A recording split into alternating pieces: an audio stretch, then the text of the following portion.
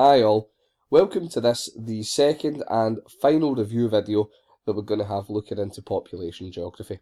Now in today's video, we're going to look at the differences between rapid population growth and slow population growth, the benefits and downsides of each of those structures that it can have for a nation, and how those different structures can be managed. And we're also going to look at the demographic transition model, and we'll maybe spend not a huge amount of time looking at that, but certainly an overview of what the model is and how we utilise it. Now, first, starting with rapid population growth. Now, whenever we look at population growth, we're going to be using some population pyramids like I've got on screen here. Now, first thing with a population pyramid, if you look at these and they kind of baffle you, important thing to remember is it's just two bar graphs that have been flipped onto their side and pushed together. So all they're showing us is the population in thousands, in this case, of males on the left and females on the right per age boundary, and they tend to be done in 0 to 4, 5 to 9, etc. But you can find the age boundaries change depending on the graph you're looking at. Now, if we look at this one, this is a population pyramid, that shows a rapidly growing population. It's from Bolivia in the year 2000, and let's have a wee look at some of the stuff that we can infer from this graph. So first, we have got a lot of children. If we look from 0 to 19 on both sides, that is a majority of, or well, certainly not far off, a majority of the country's entire population falls in that age band. Now that tells us primarily that the country has got a really high birth rate because you've got lots of children. It also tells us that the population is likely to grow because as these people get a little bit older, particularly your 0 to kind of 9 age band, as they start to age, they're going to have children of their own, and they're going to add on to the bottom of this graph and continue to rise the population. Now, if we look further up the graph, we can see that the population starts to drop dramatically. As soon as you get past, 29, you start to see big steps down every single interval. Now, that tells us that death rate is reasonably high. Now, also, if we look towards the top of the graph, particularly, we look at 70 plus, there's not many people there. So that tells us that life expectancy is very low. Now, we've discussed in the previous video why you might have a really high death rate and things like that, and that's the kind of inferences you would be expected to make when you look at a diagram like this. You would be expected to say, because we don't see many people older than 30, we've got a very high death rate, and the reason we might have this is because medical care is reasonably poor, or we don't have access to good sanitation in rural areas, etc. Now, for a rapidly growing population structure like this, what are the upsides and downsides to it? Now, for the upsides first, it gives us a potential for a really large workforce or a large military.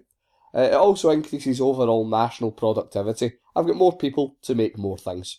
Now, this last one is a wee bit odd, but if you stick with me, I've got lots and lots of workers. Now, that's more workers, that's more supply of labour than my demand of labour. So that's going to lower wages. And all things considered, the lowering of wages is a bad thing. However, because I've got lower wages in my country, outside companies are going to be more tempted to come into my country and invest, which we see as a good thing. They're going to bring money into the country, more employment, and just generally drive the development of the country onwards. In terms of the downsides, now I spoke a lot about how as you get, as you split a farm down amongst children, it can get smaller and smaller with a couple of generations, and that's one of the big issues we see. Farms are going to get smaller, but you're going to need to produce the same food off them, so the land is going to be worked more intensively. You're going to be cutting down trees, you're going to be clearing space to try and get the most out of your land. By doing that, you're going to increase soil erosion. As you increase soil erosion, you're going to have less productive farms, less productive farmers, and that's going to draw people away from rural areas and into urban areas. Now, by doing that, the people who move there are going to build basic shelters, they're going to build shanty towns effectively. And shanty towns, as a rule, and I know that this goes against what we talked about with Daravi, but please remember Daravi is a case study example from the urban topic. It's not the overall picture in shanty towns. But as a rule, we're going to see high unemployment, high crime, we're going to see a big strain on resources like education, hospitals, road networks, sewerage, etc. And we're going to see dramatic overcrowding which can be really, really problematic. So how do we deal with this? Best one, you put in laws, things like the one-child policy. Now, we can bemoan how draconian the one-child policy was in places, which it certainly was.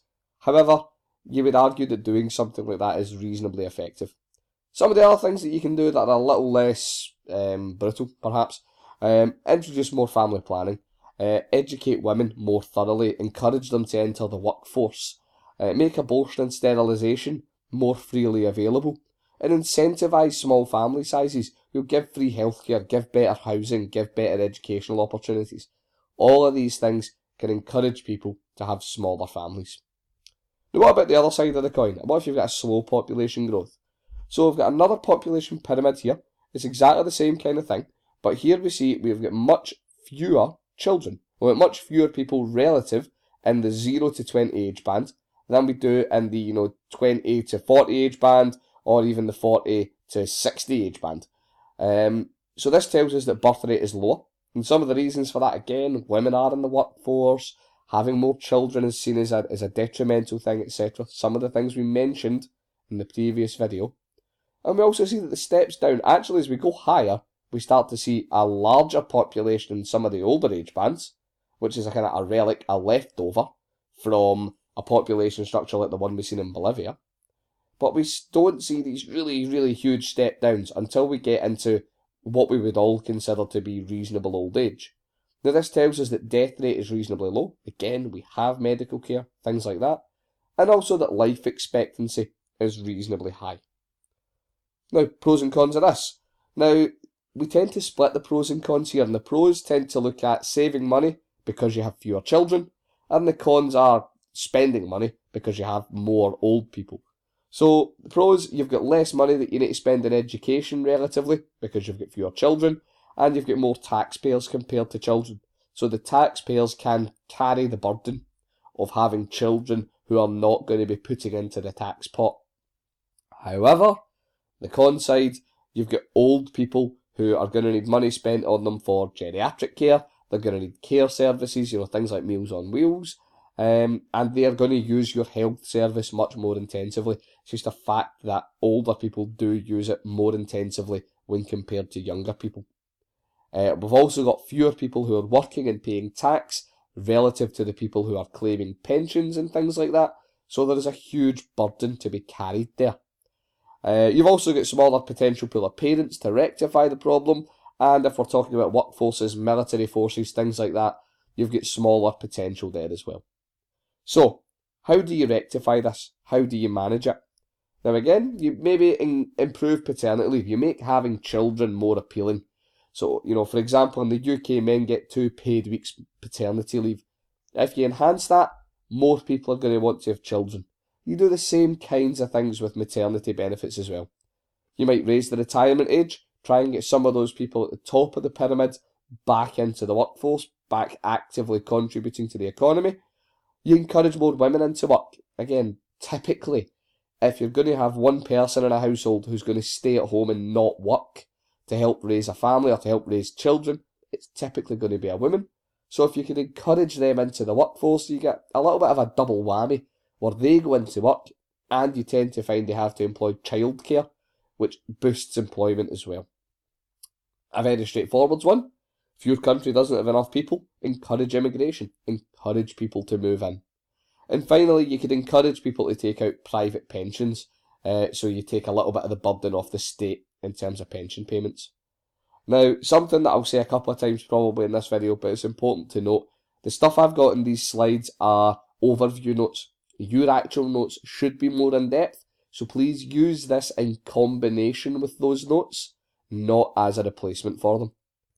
Now, last bit, and we've got about 5 minutes to go, so let's go through this quickly. Demographic transition model. Now, you've all seen this graph before, you have your own copy in your notes as well. So let's go through each of the stages fairly briefly. So, stage number 1, we have got a really high fluctuating birth rate, and we've equally got a really high fluctuating death rate. Now, because they're both high, they cancel one another out, so total population stays fairly low. Now, the reason they're both high, birth rate's high because we tend to be talking about areas where we don't have access to good family planning. Children are a benefit because we tend to be an agriculturally based society, and women tend not to have jobs or kind of educational prospects. Why is death rate high? We tend to be in a situation where we are very dependent on agriculture.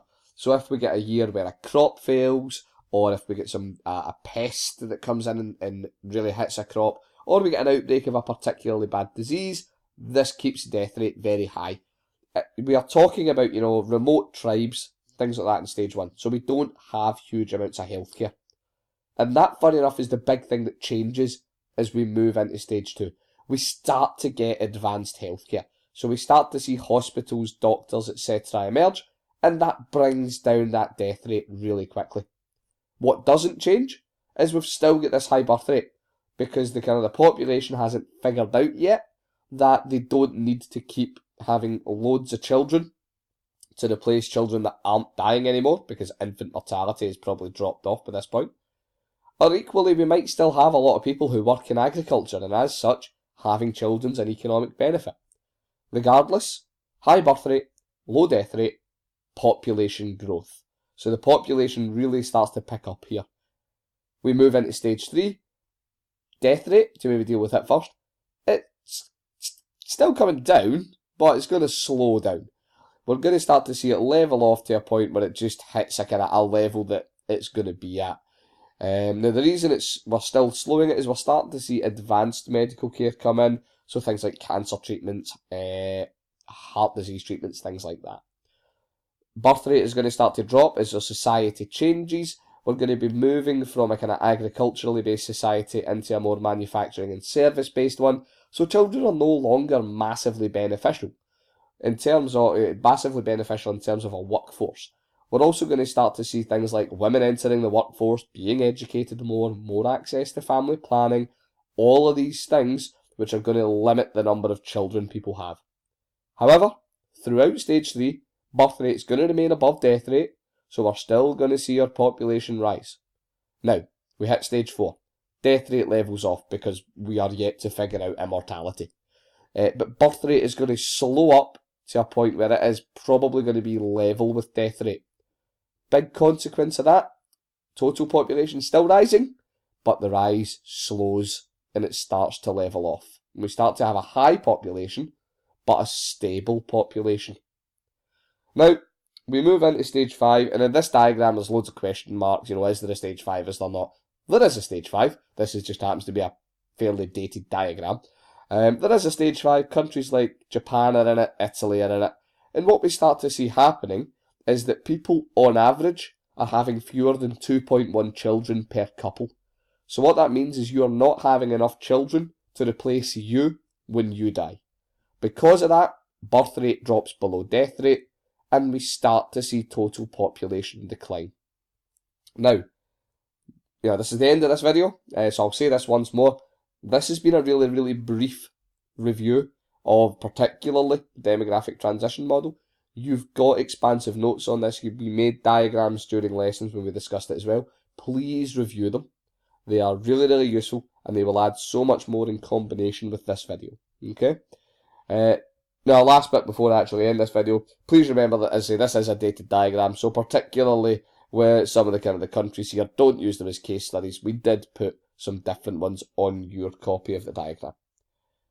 Now, this actually does end all of the National 5 videos, so use them to help with your revision over Easter and the build up to the exams, and I'll catch you guys after Easter. Bye.